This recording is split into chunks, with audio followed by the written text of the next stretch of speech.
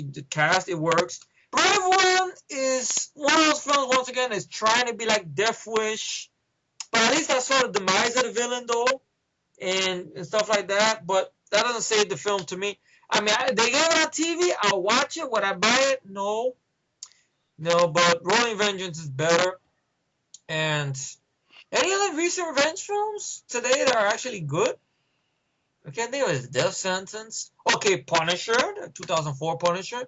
A lot of people hate it because Thomas Jane cried, which I don't understand why. He's lost his wife, his son, his father. Everybody in the family wiped out. Of course he's going to cry. Okay, granted, he's walking around doing this big mindfuck setup, okay, but it's different. You know, it's not cartoonish. You know, I liked the character. Once again, it drew me in. Yeah. You know, that's the side of Man it. on Fire? Man on Fire is another one, yes. Denzel Washington, stellar. Did you say goodbye to her? Well, say goodbye to her now. The Crow? That's a vigilante. Oh, yes, The Crow is another one, of course. And stuff like that. Very one. Yeah, so many of them, you know, but I guess they get it done right, you know, but you know, this movie, I think it's worth a watch. It could use the remake treatment if you give it to the right people to do it. You know, I had a crazy idea, but I know I was shot down on it right away because it'd probably be too crazy. But after his last film, I know I'm putting him on a high pedestal. I'd like to see him at least try an attempt on a movie like this.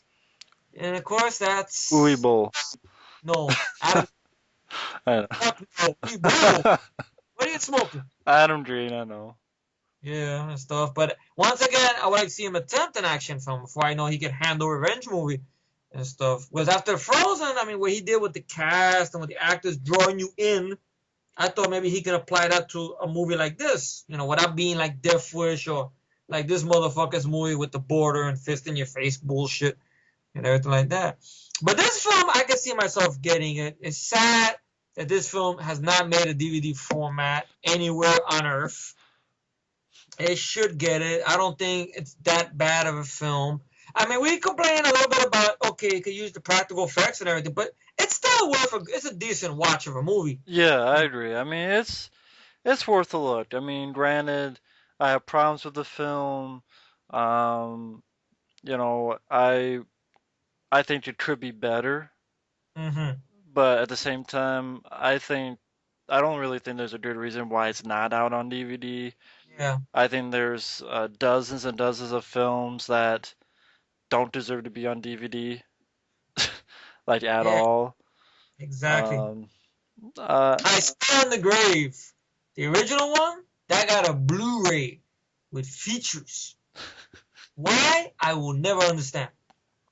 But meanwhile, this one, simple film, okay, tamed for what it is, entertaining, interesting idea, straightforward, 90 minutes, solid lead actor, you know, solid villain. Yeah. And, you know, should get a DVD. At least with a fucking commentary, for fuck's sake. You know, it'd be interesting to hear Don Michael Paul talk about this film after all these years. You know, how does he look back on it and stuff. And I know you had the commentary with the guy. You know, how does he sound? You know, does he sound like funny guy? Yeah. Or, okay. Yeah, he sounds like a cool guy. That's cool. Kind of shitty director, but sounds like a cool guy. I remember we were talking yesterday because Don Michael Paul, during this time when he was up and coming as an actor during the 80s, he had done a movie with one of Matt's favorite actors, John Stockwell. Yeah. This movie called Dangerously Close. And I heard stories about how when they were both doing that movie together, it was kind of there was like a rivalry between them. Well, the movie just sucks. The better actor or whatever, but I will say, you know, John Stockwell sucks. You know, Don and Matt says Dean Stockwell sucks. John Stockwell sucks. John Stockwell. Okay, not Al from Quantum Leap. Okay. No, fucking Tree's better than John Stockwell. Yeah. Fucking piece of someone's dick is better actor than John Stockwell. What about a nice pair of tits? Is that better than John Stockwell? Yeah. Okay, that makes sense. All right. Ron Jeremy's pie hole is better actor than John Stockwell. Wow. I just the guy can't act, and he can't do that. I agree. I've seen My Science Project, which I love the film. I like the film, but I don't. But I agree. He seems like he's always out of it with his movie roles at times. Like every time, especially back in these early days during the '80s when he did Christine, even when he did this little movie called City Limits, Yeah. and I remember Dangerously Close and everything like that, and of course My Science Project. He always seems like he's out of it. Either he don't rehearse, or he just seems like, the director's like, okay, John, act. But what do you mean, act? How? But anyway, Rolling Vengeance. Sorry, a little thing on John Stockwell. Sorry we got off topic there. But But I don't mind this film. I like the film.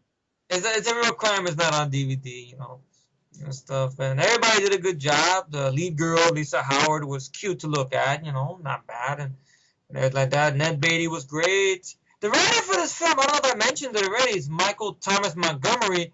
He wrote another vigilante film that we both enjoy a year before this film, which is very underrated like this one. It's a movie called Eye of the Tiger with Gary Busey and Yaphet Kotto and Bill Smith. Yeah.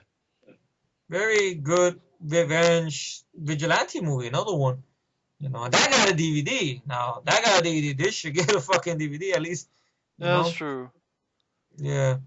But that's Rolling Vengeance. It's a film that's if check it out on Mike's blog.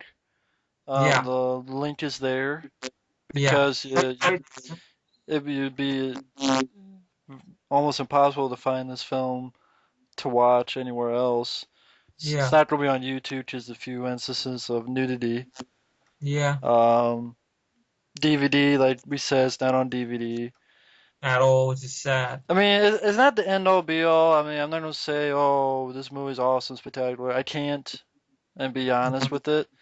But it's a good film. I mean, I liked it. I mean, if you imagine this film next to these movies that are trying to be a message fucking movie or doing this, doing that. Now, if you all love those type of films, it's cool, no problem. But it's we're not making fun of you or nothing like that. It's just it wasn't our cup of tea, but doesn't mean that we despise you for liking it. It's cool and everything like that. But it could use some work, but it's not a bad film.